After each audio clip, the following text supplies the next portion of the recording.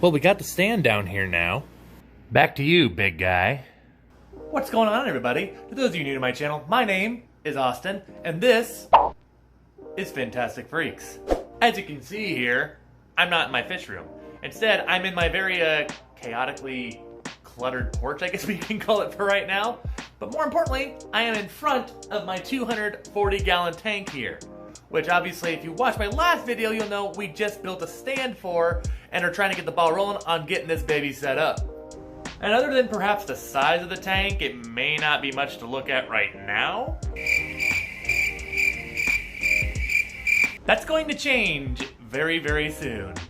But of course, since I bought this tank second-handedly, I can't just put fish and water in it just like that. I fortunately do know exactly what it's getting used for. To those of you that don't know, or didn't watch my big tank video, it was used for a live rock tank at one of my local fish stores not too long ago. They upgraded from this 240-gallon tank to a 300-gallon tank, and long story much shorter, their upgrade became my upgrade. And eventually, it'll be an upgrade for all of these guys, too.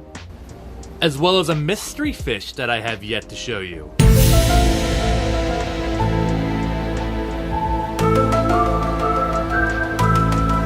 But there is still some work that remains to be done with this tank before we get it all set up with water and such. Such as, well, with fall secondhand tanks, you gotta clean it.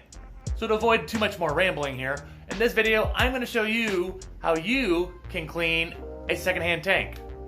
Or in the very least, here's how I do it. Now, a number of people could show you how to do this. Some people use like a table salt solution with water, or some people even get gutsy and use the smallest amount of bleach. I personally would avoid the bleaches because some chemicals as well as a chlorine in bleach, if there's any residue in the tank, can be very harmful for your fish.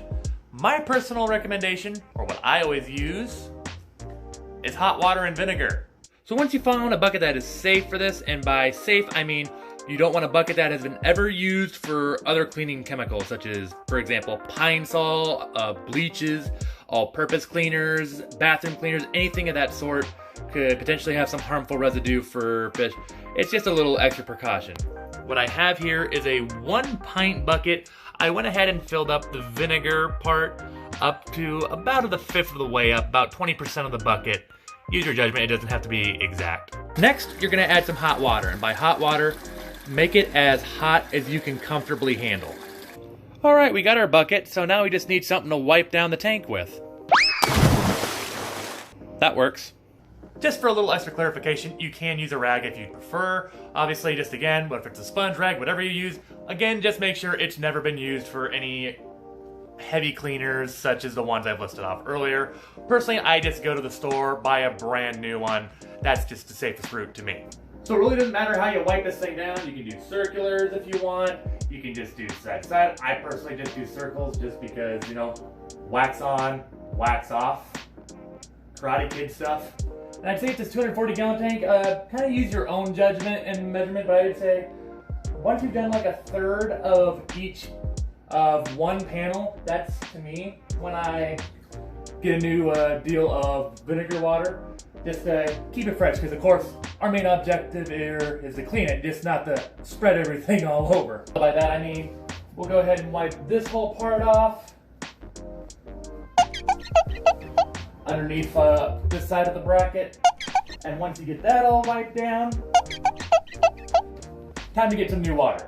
Of course, this can also vary based on the size of your tank. On another note, be very gentle around the aquarium seal. You don't want to scrub too hard and potentially damage the aquarium seal, because of course, we don't want any leaks.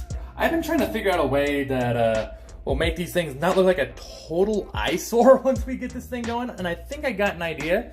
What I'm gonna do, I think, is I'm just gonna put some flirt glue and put a whole bunch of moss around the outsides here. Probably put a little bit inside there too, and make little caves for my clown loaches while they're young. Obviously, once they get to adult size, that won't work, but at least that way they can, you know, hide a little bit more. We got another one over there. That one with the bulkhead inside though, not fully sure what we're gonna do with him though just yet. But that, fish folk, is my way of how to clean a secondhand tank. Let me know what you think about this. If you like the video or this little video helps you out, give this video a thumbs up. leave a comment below if you have your own way of doing it, or if you found this helpful. And if you haven't done so already and are relatively new to my channel, or just finding me, consider clicking the subscribe button to stay in loop with everything I do. More little tip videos like this, plenty of fish videos coming up soon, going to a fish swap soon, here in the next couple days, actually very soon. Gonna have a video on that here shortly. Otherwise, folks, thank you for all the support and watching my video here, and I will see you all in the next video. Stay fantastic.